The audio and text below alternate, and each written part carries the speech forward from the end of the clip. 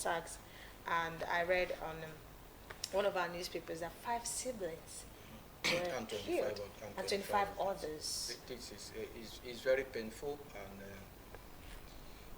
issue of Southern Kaduna does not start today. It has been long. If you recall the issue of one of the Christian who they said they blackmailed the Muhammad, Yeah. and she was killed. Since then I till think now, Rebecca also. yes, since then till now, where we're having issue of killings in the Southern Kaduna. I believe that the federal government have to do something important. I agree. They have to do look at the security architecture they have in that part of the country, look at the mechanism and see how they can activate active action, because we cannot keep watching every day, see our citizens queue, even if they are just a minor, or they are children, they are people who have nothing to contribute to the development of our nation. But every soul matters. Important. Yes, it's important. Whether Christian or Muslim, we all matters. And the first statutory duty of every government is to protect life and property. Okay. If the government can no longer protect us, I think it's a very great challenge for all of us in this nation. Let the federal government see how they can improve on the security arrangement so that every citizen can sleep with their two eyes closed. I heard what the defense minister said, that soon the president will announce the increment of the salaries of our frontliner who are fighting the insurgents. But what we are trying to say is that let us see how they can tackle the supplies of ammunition. That is the important thing, because talking about neutralizing them, yeah, we understand that neutralizing them, you are giving them members of that insurgents fear. But let's look at the supply.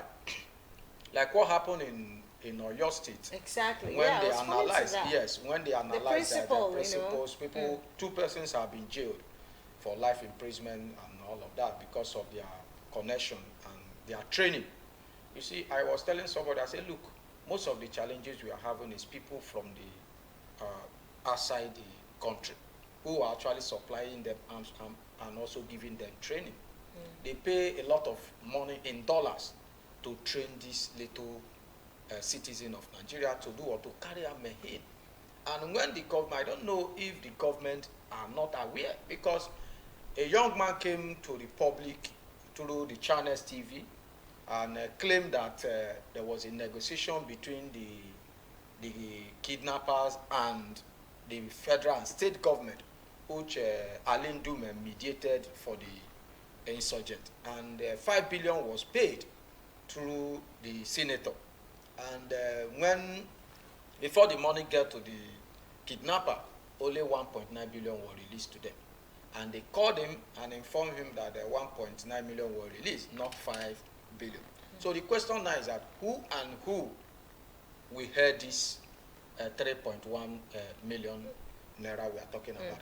If you look at all these things, the way it keeps persisting, you understand that there are people who are benefiting from this insecurity. Because if we have people who said, oh, our collective effort is to fight against insurgents, these things can be things of the past. It could have been things of the past to date now. Since Jonathan till now, it keep reoccurring. You hear that government is negotiating with so state is negotiating with bandits, so state is trying to bring in security architecture, set up another security architecture to take money from the federal government. Because the peace we enjoy, like in Delta State, for instance, reduces the security vote from this federal. Yes, that is how it works. If you have a problem in your state, your security vote will increase. The federal government will look at it. Okay. And the votes, the security vote is the money we are talking about. It's called security vote. So when there is a challenge in your state, the allocation of your security vote as a governor increase.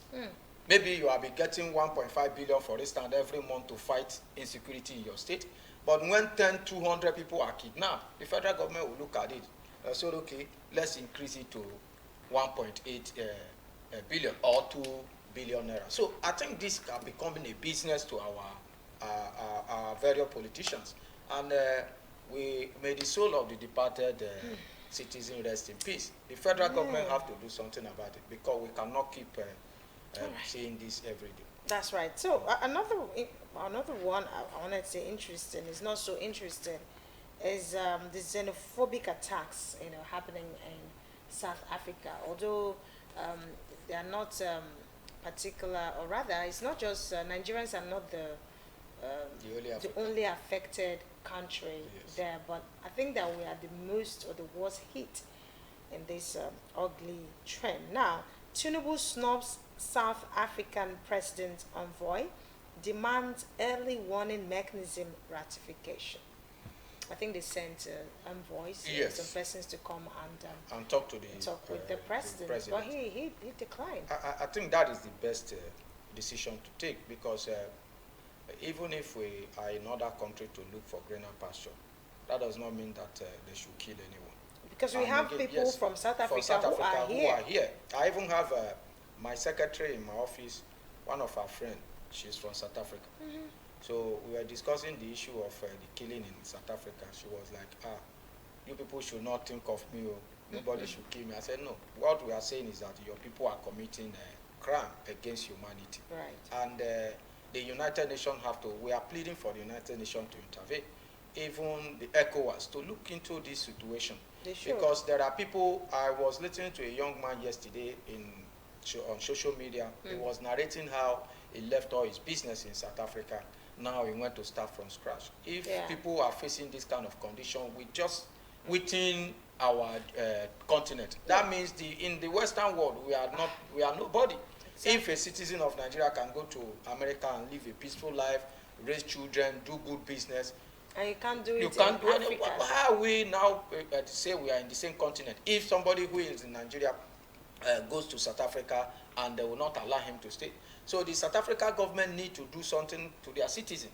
And I believe that most of these people who are committing this crime are people who are jealous. Let me use that word, because I try to talk to some of them. I have two guys in South Africa. They are still there up to date, though they are not in those areas where they are having issues. I say one of the challenges they are facing is that most of the South African men are not ready to do what puts money in their hands.